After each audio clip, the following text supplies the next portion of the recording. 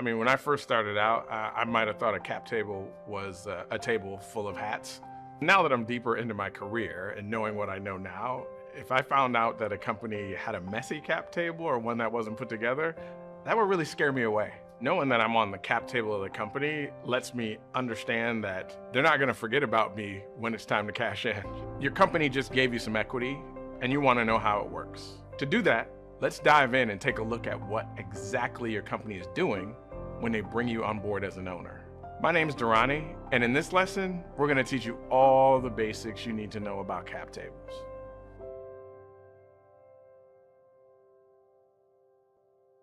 When your company gave you equity, they wrote your name down in an internal document called a cap table. Think of this like a giant spreadsheet with a bunch of complex formulas and equations in it. It's keeping track of a whole bunch of stuff. And it's extremely important that the company adds you to their cap table because the cap table keeps the record of when you're gonna receive your shares, not to mention how many shares you're gonna get and how you're gonna get paid if the company sells, goes public, or what have you. So how does a cap table affect you? How does it work to protect and ensure your ownership?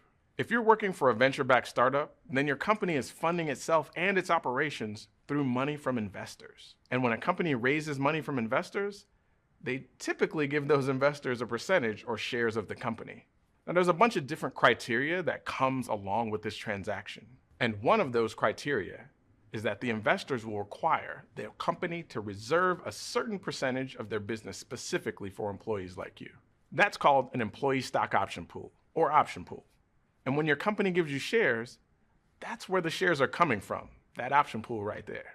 The reason your company does this, and the reason investors typically require it, is to help them recruit talented people. After all, if an employee has shares in the company, they're more likely to work hard to make the company successful. They're also more likely to stay at the company a longer period of time.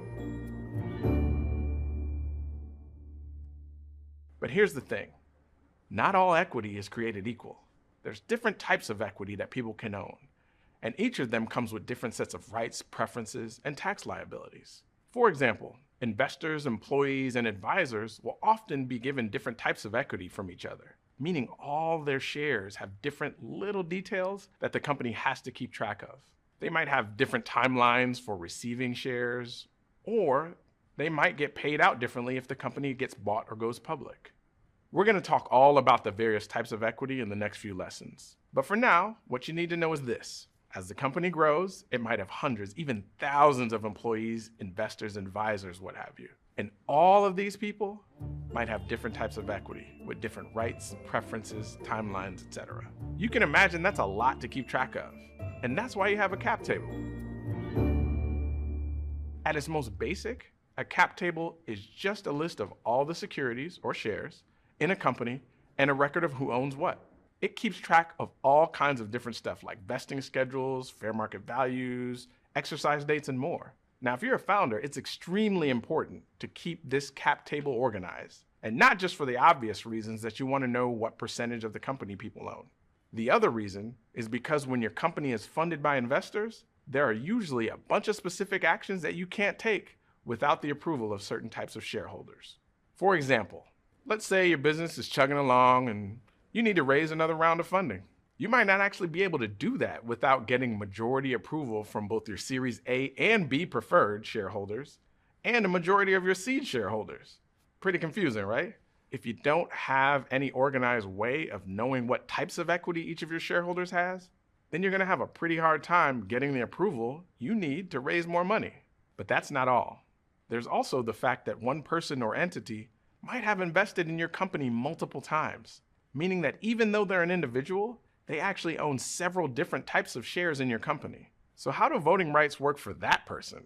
And how do they get paid out if the company sells? The job of a cap table is to organize all of this. Depending on a company's stage, this cap table might be managed by the CFO, corporate controller, company's law firms, or even the founder themselves. We're about to jump in with Iris and watch her whole journey as she receives equity for the first time.